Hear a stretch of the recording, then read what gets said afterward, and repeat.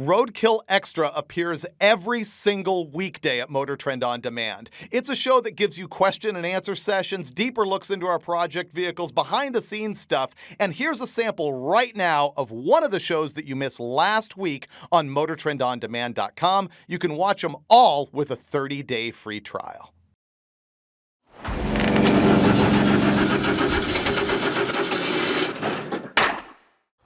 Man, it's 100 degrees out here.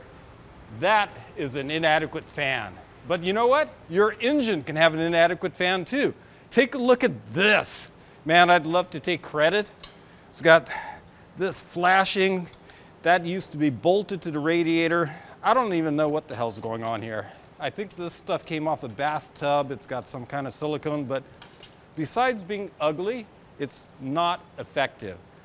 For one thing, it stands off the radiator core. So while this thing is spinning, let's see, that way, it's sucking air in and around rather than through the radiator core. So not good.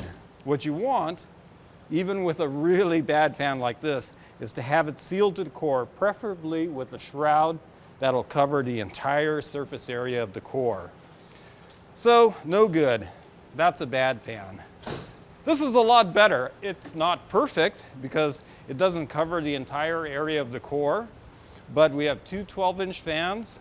They're in a shroud that covers most of the core, and better still, the two fans together is 4,000 CFM of airflow, and that's pretty much what you'd want for a V8 high-performance engine.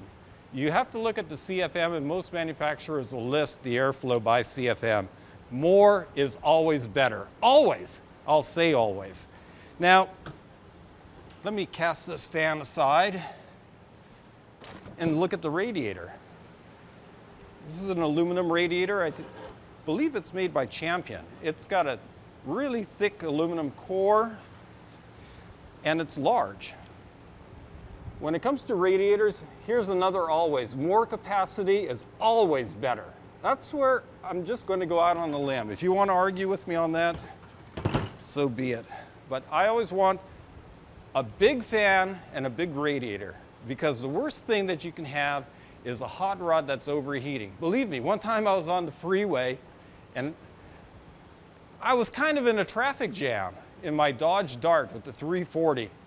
And I watched that temperature gauge slowly climb and climb, and finally I just couldn't take it anymore. I knew the engine would start melting down, and I had to run along the shoulder, and guys in big rigs are thinking I was just trying to, cheat on the traffic jam, and they were trying to run me off the road.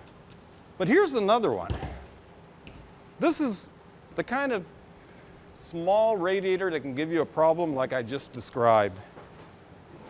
It's a 22-inch radiator. It's got just a 2-row core, so that's not very thick, so it's not good enough. This actually came out of Freiberger's old orange Duster, which seems like half the parts around here came out of that car. But he had a 360 that he swapped in there, and that car overheated miserably. So what I did is I put a full 26-inch radiator in it with a 3-row core and a really good mechanical fan in that case, and it did the job. So always think about over-engineering your cooling system, and it'll save you a lot of trouble, and it might just save your motor. And if you want to know more about cooling fans, check out our show Engine Masters, episode 20. We go through all kinds of fans, check horsepower, and see what kind of difference it makes. That's a pretty cool show. You might like it. Episode 20, Engine Masters.